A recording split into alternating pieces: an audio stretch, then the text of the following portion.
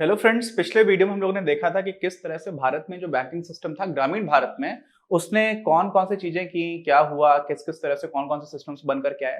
लेकिन उसका एक बहुत संक्षेप में मूल्यांकन कर लेते हैं। तो ये दो तरह से हम लोग देख सकते हैं। कुछ पॉजिटिव्स हैं और कुछ नेगेटिव्स हैं। कुछ सकारात्मक चीजें हुई और कुछ ऐसी हैं जो जिनमें सुधार की आवश्यकता है, जो अच्छा नहीं हो पाया। तो अच्छा क्या क्या हुआ? सबसे पहली चीज तो यह है कि कृषि और गैर कृषि दोनों ही तरह के उत्पादन में वृद्धि हुई। और साथ में इसमें देखा गया कि जो ग्रीन रिवोल्यूशन हुआ था, हरित क्रांति हुई थी, उसका काफी सकारात्मक परिणाम रहा। उत्पादन की वजह से लोगों ने ऋण लेना स्टार्ट किया। ठीक है। तो क्या क्या फायदे हुए? लोगों की जो ग्रामीण क्षेत्र में आय थी वो बढ़ गई। ऐसे ही रोजगार में भी फायदा हुआ। किसका? जब भारत में ग्रामीण क्षेत्र में ऑफिशियली जो जो फॉर्मल बैंकिंग सिस्टम है, जो औपचारिक बैंकिंग सिस्टम है, वो धीरे धीरे उसका क्या क्या फायदा हुआ उसकी बात हम लोग कर रहे हैं। ऐसे ही ये सारे सकारात्मक परिणाम रहे। और इसमें मैंने बताया कि हरित क्रांति के बाद से लोगों ने उत्पादन बढ़ाने के लिए लोन लेना स्टार्ट किया था। उसके पहले तो ऐसा था कि जिस तरह से काम चल रहा है उस तरह से व्यवस्था चल रही थी। अब हाई यील्डिंग वैरायटी के बीज अगर आपको लेने हैं, आपको अच्छे से फर्टिलाइजर्स का प्रयोग करना है ना, तो इन सारी चीजों के लिए क्या होने लगा? ऋण मिलने लगा। तो इसका फायदा देखने को मिला। और साथ में और भी कई तरह की कैटेगरीज के ऋण बनाए गए। ठीक है, जैसे अलग अलग तरह की चीजों के लिए लोन देना स्टार्ट किया गया। तो होता क्या है ना, देखो, दो तीन चीजें बड़ी अजीब चलती हैं सोसाइटी में। कई बार ऐसा होता है कि इंसान सोचता ही नहीं था कि इस काम के लिए भी ऋण मिल सकता है। आप समझ रहे हो? उस काम से आपको भी फायदा है, समाज में भी उत्पादकता बढ़ रही तो समाज को भी फायदा है। लेकिन उस तरह का ऋण था ही नहीं। अब क्या हुआ? जब फॉर्मल बैंकिंग सिस्टम आ गया तो लाला के पास लोग जाते थे पहले लोन लेने के लिए, तो कुछ कुछ काम थे उन्हीं के लिए लोन मांगा जाता था। यहां पर क्या हुआ? यहां पर पता चला कि अच्छा, इस चीज के लिए भी लोन मिलता है। तो समझ रहे हैं, अब नई चीजों के लिए भी लोन लेना स्टार्ट कर दिया गया। तो इस तरह की चीजें भी हुई थोड़ी सी। और उससे वो सारी चीजें कौन सी थी? सरकार की तरफ से या बैंक की तरफ से ये सोचा जाता था कि ये उत्पादन बढ़ाएगी, तो आप इससे लोन ले लोगे, आप अपना उत्पादन बढ़ाओगे और उसका एक हिस्सा हमको वापस कर दोगे, तो आपको भी फायदा, हमको भी फायदा। तो कई जो उत्पादक काम थे उनमें लोन बढ़ना स्टार्ट हो गया। तो वो काफी पॉजिटिव चीज थी। लेकिन इसमें कुछ कुछ ऐसे भी हैं जो नेगेटिव्स भी हैं। पहली तो बात यह है कि एक चीज होता है जिसको हम लोग बोला जाता है कि डिपॉजिट मोबिलाइजेशन। डिपॉजिट मोबिलाइजेशन का मतलब समझ रहे हैं? समाज में जितने भी लोग हैं, सारे लोग, उनमें से लोग अपनी अपनी सेविंग्स बढ़ाते जा रहे हैं, बचत करते जा रहे हैं। बचत जब तक बैंक में नहीं डालेंगे तब तक बैंक के पास बाकी लोगों को लोन देने के लिए पैसे नहीं होंगे। तो डिपॉजिट मोबिलाइजेशन का मतलब समझ रहे होते हैं क्या होता है? कोई समाज है, जो समाज पूरे सामाजिक स्तर पर समाज की जो बचत हो रही है, उस बचत को उन लोगों को दे दिया जाए जो और ज्यादा अच्छा उत्पादन कर सकते हैं या जिनको किसी तरह की आवश्यकता है, वही लोन होता है। तो होगा कैसे? जब आप बैंक में जाकर के जमा करोगे। तो ये जो डिपॉजिट मोबिलाइजेशन की बात है ना, इसको हम लोग बोलते हैं जमा प्रवाह। हिंदी में क्या बोलते हैं? जमा प्रवाह। और इंग्लिश में बहुत ही कॉमन टर्म है, आपको हिंदी में भी रख देंगे तो कोई दिक्कत की बात नहीं है। डिपॉजिट मोबिलाइजेशन, इसको जो हमारी कॉमर्शियल बैंक्स हैं उनमें तो फिर भी किसानों ने पैसे जमा करना स्टार्ट किया। लेकिन बहुत सारी रीजनल रूरल बैंक्स जो बोलते हैं, जो ग्रामीण बैंक हैं, ऐसी कोऑपरेटिव बैंक्स होती हैं, इनमें कोई बहुत अच्छा रिजल्ट नहीं देखने को मिला कि ग्रामीण क्षेत्र के लोग पैसे जमा कर रहे हो। तो ये एक इसका निगेटिव एस्पेक्ट है कि गांव के लोगों ने बचत के बाद अपनी बचत को बैंक्स में उतने अच्छे से डिपॉजिट नहीं किया और डिपॉजिट मोबिलाइजेशन पूरा उतने अच्छे से हो नहीं पाया। दूसरा एक और बहुत ही नेगेटिव एस्पेक्ट देखने को मिलता है, वो है कि कृषि ऋणों की वसूली नहीं हो पा रही है। किसानों ने पैसे ले लिए, अब किसान पैसे चुका नहीं रहे हैं, किसानों द्वारा ऋण को वापस ना दिया जाना। इसमें बहुत ही सारे एंगल्स आते हैं। होता क्या है, देखो, तीन चार चीजें हैं। जितने भी अर्थशास्त्री हैं वो इस बात को बोलते हैं कि किसानों को आप ऋण इस काम के लिए दो जिससे कि ज्यादा से ज्यादा उनको जहां जहां पर लोन की आवश्यकता है वो पूरी हो पाए। अच्छी सोच है। लेकिन होता क्या है कि कई बार राजनीतिक दल जो है हमारे देश में, वो उनकी सरकार बनने के बाद किसानों का ऋण माफ करने का वादा करके चुनाव लड़ती हैं। बहुत बार ऐसा हुआ। कोई एक राजनीतिक दल की बात नहीं है। जिस राजनीतिक दल जो सरकार में है वो समझता है कि भाई हमने लोन दिया है, आपने अच्छा उत्पादन किया तो आप पैसे वापस कर दो। ठीक। लेकिन जिसको सरकार चाहिए, सत्ता चाहिए, वो दल क्या बोलता है? जो बाहर होता है, कई बार ऐसा ही होता है अपोजिशन में, जो भी हमारे प्रमुख दल है, सारे ही दलों ने इस तरह का काम किया है। तो इसमें किसानों के अंदर क्या चीज आ रही होती है? लालच आता है कि यार हमने लोन ले लिया है, हम वापस नहीं करेंगे, अगली सरकार आएगी, हमारा लोन माफ हो जाएगा। तो इससे नुकसान किसको हुआ? इससे मालूम है, दो तीन चीजें हुई हैं। एक तो नुकसान वास्तव में किसानों को भी हुआ है। कैसे हुआ है? किसानों को ये तो फायदा हो गया शॉर्ट रन में, लेकिन अब जितनी तेजी से हम लोग पूरे गांव में ग्रामीण अर्थव्यवस्था में बैंकिंग सिस्टम को बढ़ा सकते हैं तो वो नहीं बढ़ाया गया। क्यों? क्योंकि देखा गया कि यार यहाँ पे फायदा तो हो नहीं रहा है, नुकसान हो रहा है। भारत में किसानों द्वारा कर्ज को चुकाया जाने का जो रेट है वो बहुत ही कम है। बहुत सारे लोग ऐसे हैं, क्यों? क्योंकि राजनीतिक कारण है। लोगों को पता है कि अगली सरकार आएगी तो वापस कर देगी या माफ कर देगी, तो हम वापस क्यों करें। तो जो किसान वापस करने की स्थिति में भी है, जो करना चाहता भी है, उसको ठगा हुआ सा महसूस होता है। उसको तो लगता है कि मैंने लोन लिया था, मैंने वापस कर दिया, जिन्होंने वापस नहीं किया तो उनको माफ हो गया। आप समझ रहे हो? तो एक बहुत ही आर्टिफिशियल इमोरल प्रॉब्लम बन गई है। तो लोकतंत्र में इस तरह की समस्याएं आ रही होती है। एक तो वो कारण है, दूसरा कई बार ऐसा भी कारण है कि वास्तव में कई जगह पर किसानों की स्थिति बहुत खराब होती जा रही है। तो वहां पर ऐसा भी समझ में आता है कि वो किसान ऋण चुकाने की स्थिति में ही नहीं है, लेकिन जहां पर है वहां पर राजनीतिक और इस तरह के सामाजिक कारणों की वजह से नहीं चुका रहे हैं। इसका परिणाम क्या हो रहा है कि बैंकिंग इंडस्ट्री और बैंकिंग क्षेत्र जितने अच्छे से प्रसार कर सकता था वो रुक गया, काफी समय से रुक गया है। तो उसका खामियाजा क्या है कि आज भी गांव में जो सूदखोर लोग हैं उनसे लोग पैसे वगैरह लेते रहते हैं। तो ये चीज हो गई। और दूसरा एक और जो फैक्टर है वो है कि जरूरतमंदों को ऋण की उपलब्धता में अभी भी काफी समस्या है। क्यों? जरूरतमंद कौन होता है? गांव में सबसे ज्यादा हालत जिसकी खराब होती है उसको हम लोग बोलते हैं लैंडलेस लेबरर। ऐसा कोई श्रमिक जो पढ़ा लिखा नहीं है, जिसके पास कोई कौशल नहीं है, जिसके पास खुद की जमीन भी नहीं है, वो क्या करेगा? शहर जा नहीं सकता। शहर जाएगा तो वहां पर जाकर कोई अनस्किल्ड काम करेगा, और शहर में जाएगा तो जीवन यापन का स्तर बहुत ही खराब होगा। स्लम्स में रहता है, झुग्गी झोपड़ी में रहता है।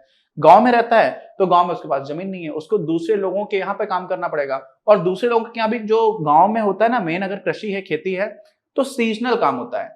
जब फसल बुआई जा रही है या कटाई हो रही है तभी आपको काम मिलेगा, बाकी टाइम तो आपको काम भी नहीं मिलेगा। तो ऐसे जो लोग हैं उनको लोन देना बहुत कठिन हो जाता है। और उन लोगों को लोन क्यों देना कठिन हो जाता है? उनके पास कुछ है ही नहीं, कोई कोलेटरल नहीं है, कुछ गिरवी रखने को नहीं है, जबकि सबसे ज्यादा आवश्यकता उनको है।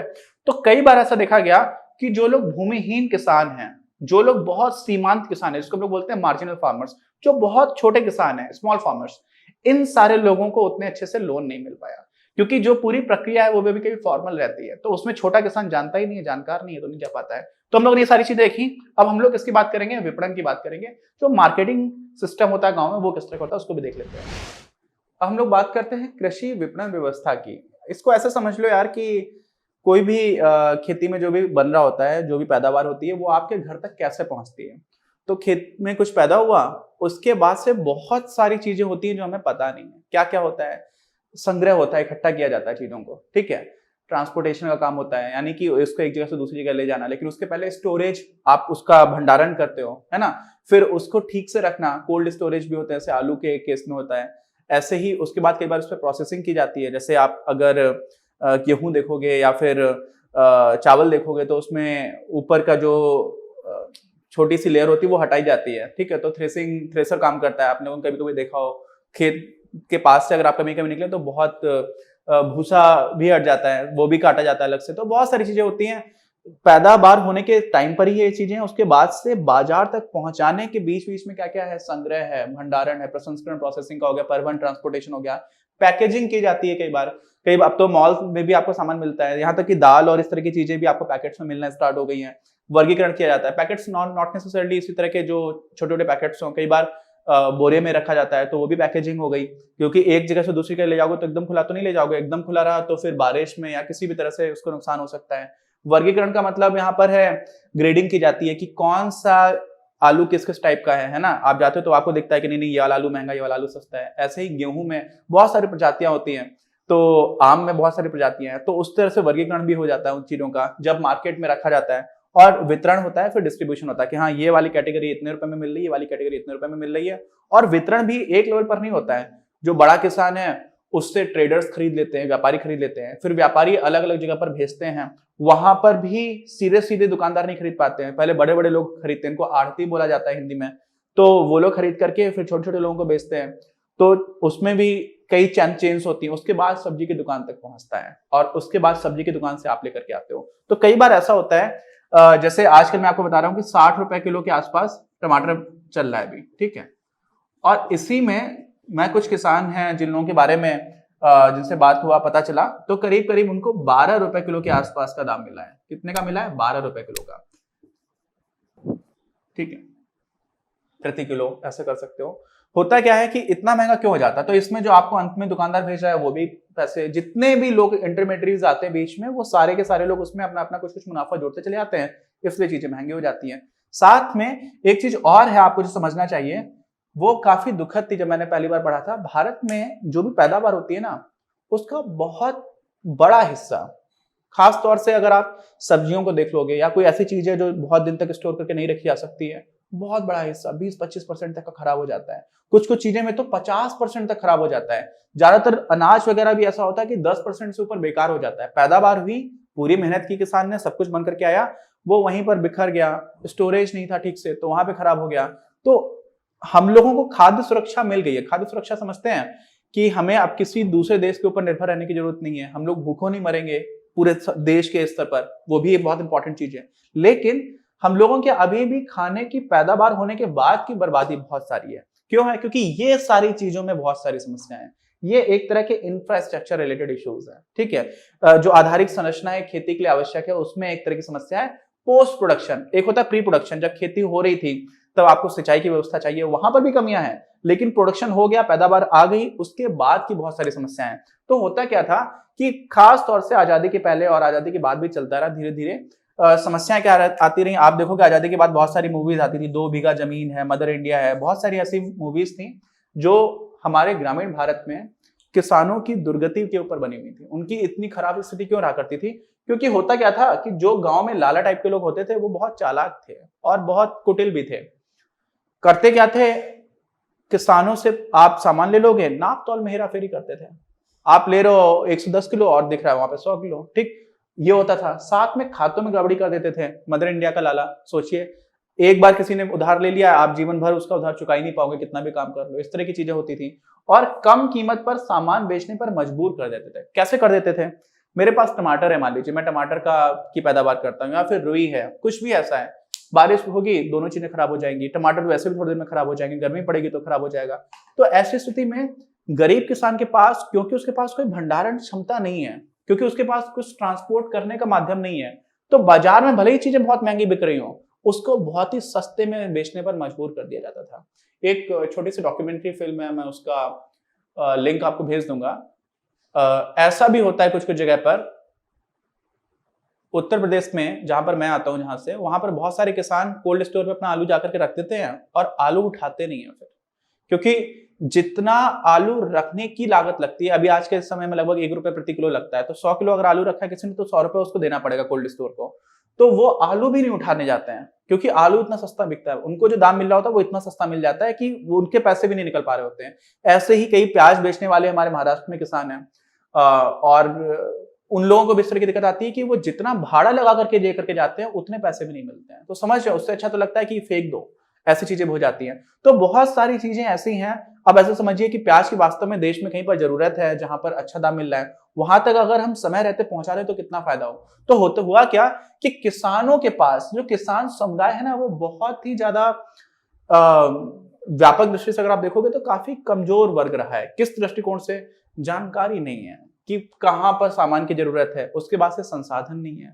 अगर आपको जानकारी भी तो संसाधन नहीं है, उसके बाद भी आप बहुत मजबूर फील होता है। तो ऐसी स्थिति में जब इन लोगों का, जबकि उनकी जनसंख्या बहुत है और उनकी प्रगति, क्योंकि ग्रामीण भारत के विकास में किसानों की प्रगति के बिना तो संभव नहीं है, क्योंकि सबसे बड़ा समुदाय किसानों का ही है।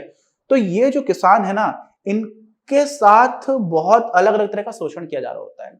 जानकारी नहीं है तो उसमें ठग रहे हैं, ये सारी चीजें होती हैं। और साथ में उनके पास संसाधन नहीं है, तो संसाधनों के ना होने की वजह से, उनके साथ छल कपट किए जाने की वजह से, इन सारे कारणों की वजह से आवश्यकता किसकी आती है कि सरकार दखलंदाजी दे। क्या आती है? सरकार दखलंदाजी दे। तो इन कारणों की वजह से सरकार ने दखलंदाजी करना शुरू किया। किसमें? विपणन व्यवस्था में, जो मार्केट सिस्टम था उसमें, कि किसान को उसकी उपज का अच्छा दाम मिल पाए।